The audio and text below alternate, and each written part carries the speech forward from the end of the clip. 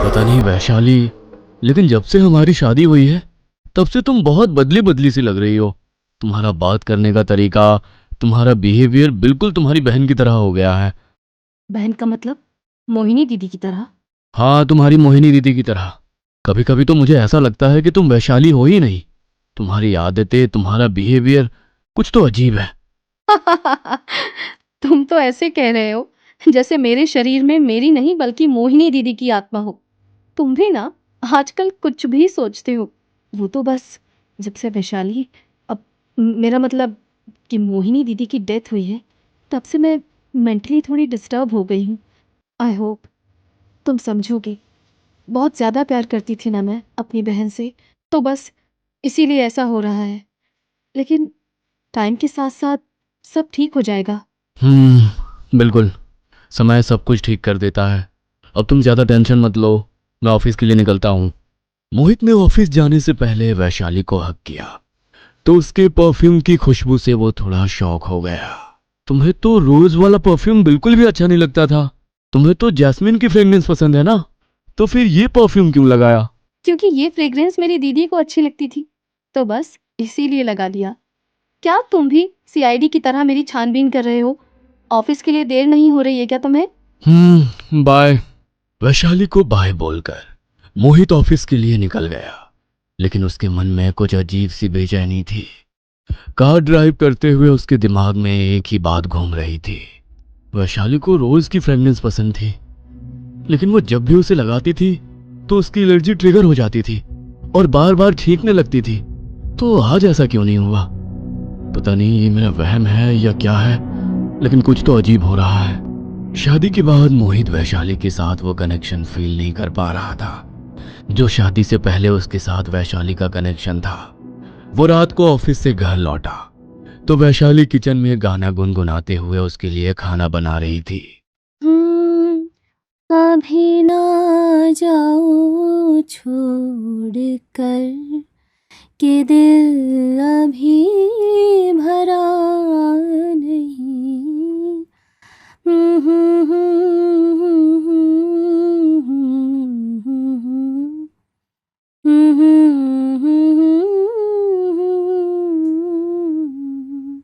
मैं तो वैसे भी तुम्हें कहीं छोड़कर नहीं जा रहा माय लव। अच्छा ये बताओ कि तुम मेरे लिए खाने में क्या बना रही हो? तुम्हारा फेवरेट तवा पुलाव बहुत पसंद है ना तुम्हें? हाँ पसंद तो है बहुत, लेकिन कुछ नहीं, तुम खाना लगा दो। मोहित और वैशाली खाना खाने के लिए बैठे। वैशाली ने एक ही प्लेट में दोनों के लिए खाना डाला और मोहित के साथ खाना खाने लगी। अरे तुम ये खाना क्यों खा रही हो? तुमने अपने लिए कुछ और नहीं बनाया? अरे भला मैं अपने लिए कुछ और क्यों बनाऊंगी? जो तुम्हारे लिए बनाया वो नहीं खा सकती क्या? तुम ठीक तो हो ना वैशाली? अरे तवा पुलाव में तुमने भर भर के लहसुन प्याज डाला है और तुम तो कभी लहसुन प्याज खाती ही नहीं थी। बाहर जब भी खाना ऑर्डर करते थे तो तुम्हारा खाना मुझसे अलग ही आता था। तो आज अचानक से तुमने ये लहसुन प्याज वाला तवा पुलाव कैसे खा लिया? आ, वो अरे लहसुन प्याज ही तो खाया है, क्या हो गया? पहले नहीं खाती थी, लेकिन अब जब हम दोनों एक साथ ही रह रहे हैं, मतलब हमारी शादी हो चुकी है, तो कुछ आदतें बदल ली है मैंने। तुम ज्यादा मत सोचो। मोहित वैशाली की हरकतों को इग्नोर करना चाहता था, लेकिन चाहकर भी उसे इग्नोर नहीं कर पा रहा था। रह रह कर उसे लग ही रहा था कि वो वैशाली के साथ है। उनकी शादी को 1 महीना बीता। मोहित को वैशाली के पास जाना भी अब अच्छा नहीं लगता था। पता नहीं क्या हो गया है मुझे। जिस लड़की से हमेशा इतना प्यार किया और जब उससे मेरी शादी हो गई है तो उसके पास जाने का भी मेरा मन नहीं करता। क्या करूं मैं, कुछ समझ में नहीं आ रहा। ओफो, गाड़ी की चाबी तो मैं ऊपर ही भूल गया। अब फिर से ऊपर जाना पड़ेगा। मोहित अपनी गाड़ी की चाबी लेने के लिए ऊपर गया। उसके कमरे का दरवाजा हल्का खुला था तो वहां से उसकी नजर अंदर पड़ी तो वैशाली आईने में खुद को निहार रही थी। लेकिन मोहित ने आईने में जो देखा वो देखकर उसकी रूह कांप गई, क्योंकि आईने के बाहर जो वैशाली लग रही थी, आईने में उसका प्रतिबिंब कुछ और ही बता रहा था। आईने में उसकी बहन मोहिनी का अपाहिज शरीर दिखाई दे रहा था। मोहित दरवाजे से पीछे हट गया और बिना आवाज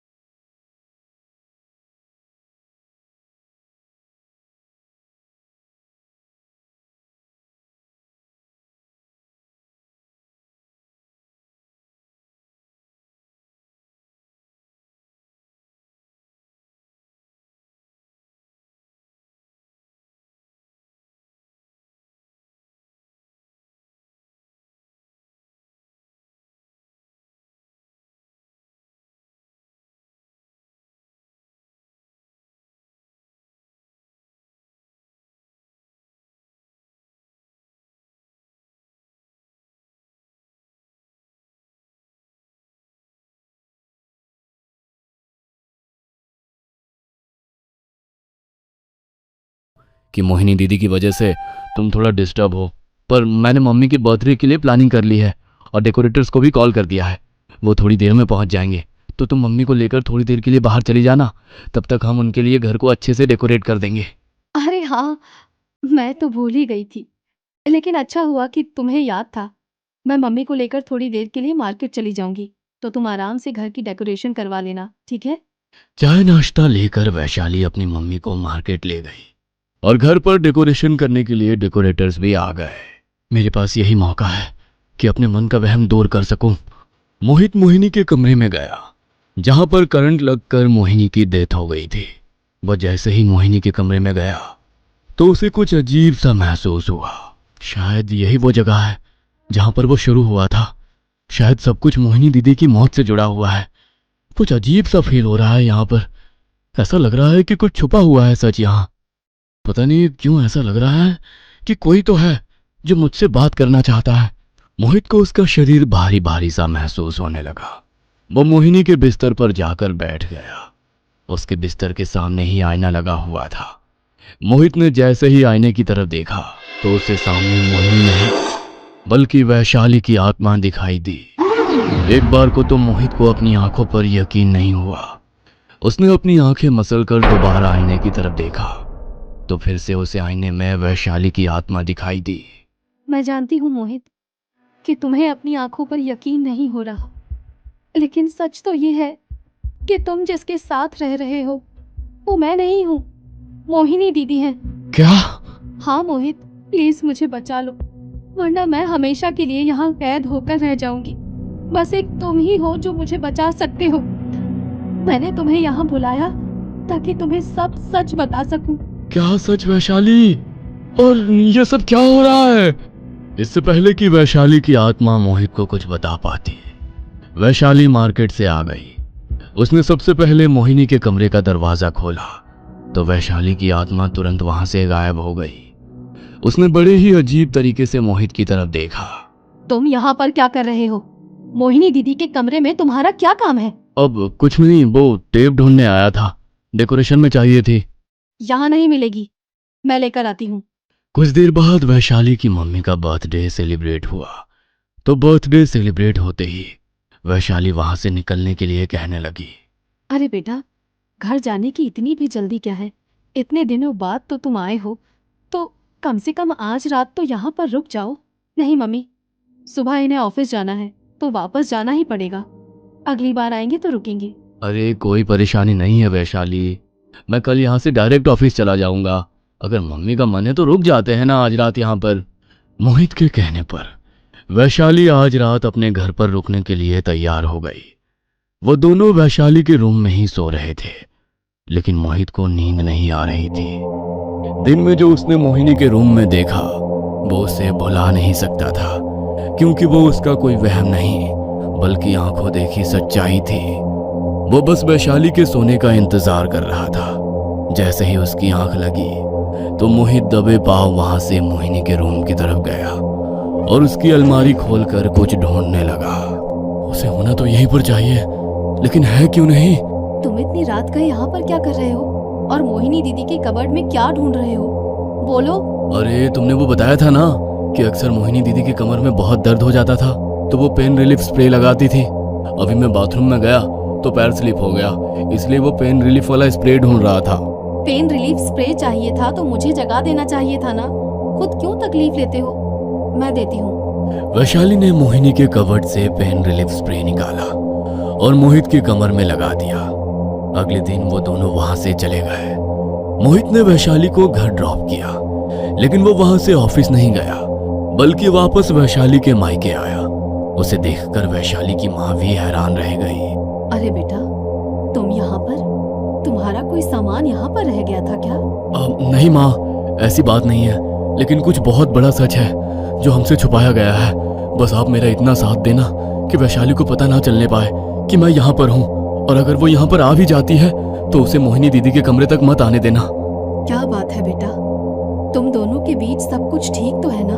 हाँ माँ, हम दोनों के बीच सब कुछ ठीक है, लेकिन मैंने आपको जैसा कहा है प्लीज ध्यान रखना।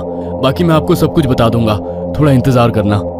वैशाली की माँ ने मोहित को आश्वासन दिया और मोहित सीधा मोहिनी के कमरे में गया। उसने वहां जाकर फिर से वैशाली की आत्मा को पुकारा, लेकिन इस बार उसे वैशाली की आत्मा दिखाई नहीं दी। तुम मेरे सामने क्यों नहीं आ रही हो वैशाली? मुझे तुम्हारी मदद चाहिए। मोहित के ऐसा कहते ही उसे आईने में फिर से वैशाली की आत्मा दिखाई दी। वो बहुत तकलीफ में थी। मैं बार बार तुमसे बात करने नहीं आ सकती मोहित, बस तुम एक काम कर दो तो सब ठीक हो जाएगा। ये सब क्या चल रहा है यहाँ पर? मुझे लगा ही था कि तुम ऑफिस नहीं गए, लेकिन तुम मोहिनी दीदी के कमरे में क्या कर रहे हो? आखिर तुम्हारे दिमाग में चल क्या रहा है? कल रात भी तुम यहाँ पर थे। इससे पहले कि वैशाली आगे कुछ बोल पाती, उसकी माँ ने पीछे से आकर उसके सर पर डंडा मार दिया और वो वहीं पर बेहोश होकर गिर पड़ी। हमारे पास ज्यादा समय नहीं है मोहित बेटा।